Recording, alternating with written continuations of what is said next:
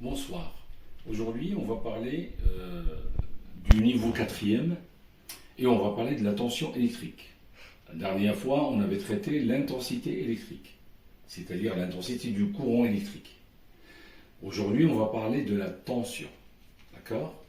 Donc, chaque dipôle qui est traversé par un courant possède une tension. Donc, je vais commencer par écrire ça. Tension. Notez, on note toujours tension notée U. À chaque fois, on la note U. U1, U2, U3, etc. La tension électrique, notez U. D'accord?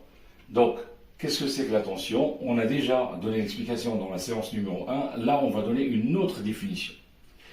Donc, tout dipôle traversé par un courant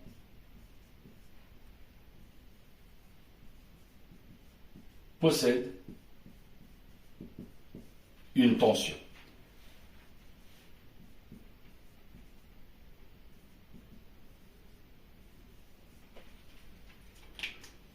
Ça, c'est très important. Tout dipôle traversé par un courant possède une tension. Exemple, j'ai ici une pile, j'ai une lampe L1, une lampe L2.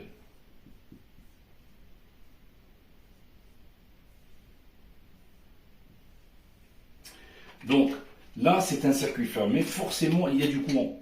Il y a un courant qui traverse. Le courant, on l'a toujours noté U. Donc, ce courant va se retrouver ici. Il va traverser la lampe.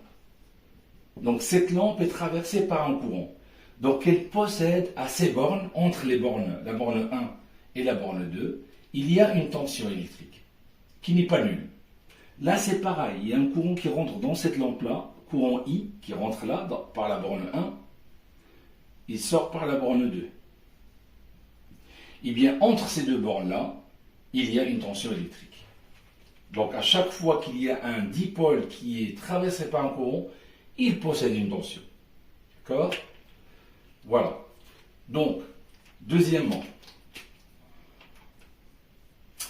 mesure de cette tension. Mesure de la tension.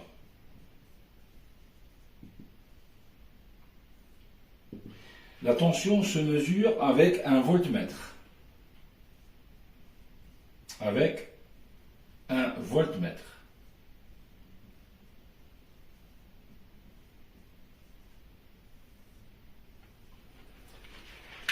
Alors, un voltmètre, c'est un multimètre réglé en voltmètre, comme ce qu'on a fait pour l'ampèremètre.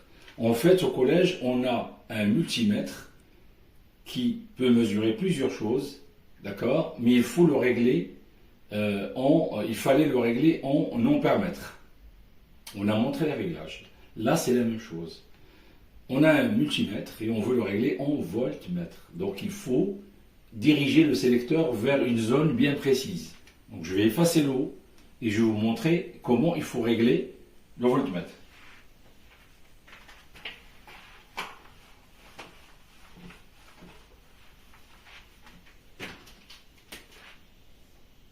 Ça, c'est le voltmètre avec une borne COM. Hein. La borne COM, c'est moins. Et une borne qui s'intitule V. D'accord? Donc ça, c'est le plus. Ça, c'est le plus. Et ça, c'est le moins. D'accord? Là, il y a l'affichage de la tension. D'accord? Et là, il y a le sélecteur, comme pour l'ampèremètre. D'accord? Vous vous rappelez? Ça, c'est un sélecteur, c'est-à-dire un bouton que je tourne pour choisir les calibres. Les calibres se trouvent où? Eh bien, les calibres se trouvent tout autour, là. Dans une zone, comment je vais choisir cette zone-là? Il faut que cette zone comporte la lettre V. La lettre V comme volt. Donc, dès lors que j'ai repéré une zone avec la lettre V, eh bien, je peux me diriger là, ou ici, ou là, ou là. Là, il y a des calibres. Donc, je vais voir quel calibre je vais choisir. Donc là, il va y avoir V, et il va y avoir ce symbole, comme pour l'ampèremètre. Si vous vous rappelez, pour l'ampère, on avait ce symbole. Hein? Ou alors, ou bien, on a la lettre V avec DC. DC, VDC, during current, en anglais. During current, c'est-à-dire le courant continu. D'accord? Ou alors avec VCC. Donc, tous ces symboles-là sont valables. Soit celui-là, soit celui-là, soit celui-là, soit celui-là. Dès lors que je repère ça, ou ça, ou ça, eh bien je choisis cette zone-là. Parce qu'il y a plusieurs zones autour ici que j'ignore. Une fois que j'ai fait ça, je mets un fil ici, et je mets un fil ici. Fil 1, fil 2. D'accord? Et ces fils-là vont se brancher sur les bornes d'un dipôle pour mesurer cette tension.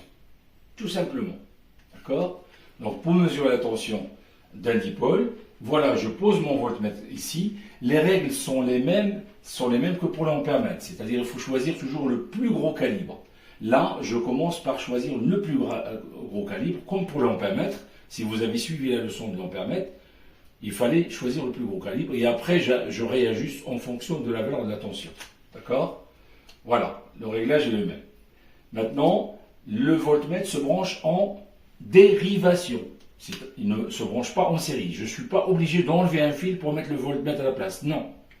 Alors, je vais vous montrer comment ça va se brancher par la suite. Alors, pour le moment, donc on mesure la tension avec un voltmètre. La suite, c'est ça. C'est ça, la suite. Alors, quel est le schéma équivalent Le schéma du voltmètre, c'est quoi? C'est un V avec un rond et avec un moins et un plus. Alors le plus, ça s'appelle V aussi, et le moins, ça s'appelle comme. D'accord? Voilà le schéma d'un voltmètre. Le schéma de tout ça, ça c'est schématisé par ça. Ça c'est le schéma normalisé. D'accord? Donc, le voltmètre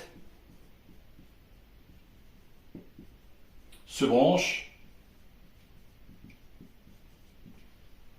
en dérivation, contrairement à l'ampèremètre. En dérivation. En dérivation. Dérivation, ça veut dire qu'il va se greffer sur les bornes d'un dipôle qui se trouve dans le circuit. Exemple. J'ai une pile et j'ai une lampe. Et j'ai une autre lampe, comme d'habitude. Donc, si je veux mesurer la tension électrique de cette lampe-là, je vais mettre un voltmètre au-dessus ou en dessous, comme ça. Voilà mon voltmètre. Et je vais le brancher sur les bornes de cette lampe, comme ça. Je mets deux fils ici. Et là, je mesure, ici on mesure, ici, on est en train de mesurer, on mesure la tension de la lampe L1. On écrit, par exemple, U égale à 2 volts. Si, je viens ici, si jamais j'ai 2.0 volts. J'ai 2.0. 2.0, ça veut dire que U, la tension U, égale à 2,0 volts.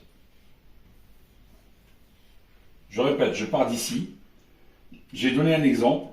Je mets un voltmètre ici en dérivation. En dérivation, c'est-à-dire que le voltmètre va se greffer sur la lampe. Il mesure la tension et il part. Ça ne gêne en aucun cas le circuit. Le circuit va fonctionner normalement. Le fait de greffer le voltmètre ne gêne pas le circuit. Le circuit, la lampe va s'allumer normalement, elle va pas changer de fonctionnement. Donc, c'est juste greffer rapidement, relever la tension et enlever le voltmètre. Je peux le faire aussi ici. Je greffe mon voltmètre ici, je mesure la tension et je pars. Et je fais pareil pour la pile. Tac, comme ça. Donc, je peux mesurer ainsi toutes les tensions que je veux sans problème. D'accord? Donc, je rappelle que V, c'est le volt. Le volt, c'est l'unité. Le volt, c'est l'unité de la tension électrique, bien sûr. J'écris tension. D'accord? V, c'est le volt, c'est l'unité de la tension. Et voilà comment je greffe, voilà comment je mesure la tension d'un dipôle, n'importe lequel. Si je veux mesurer celle de celle-là, ben je mets un voltmètre ici, hop, comme ça, et je greffe ici 2 fils. Je mesure la tension de L2 et je pars. Ça ne gêne encore, j'ai pas besoin d'enlever un fil. Donc un voltmètre se branche en dérivation, alors qu'un ampèremètre se branche en série. Voilà.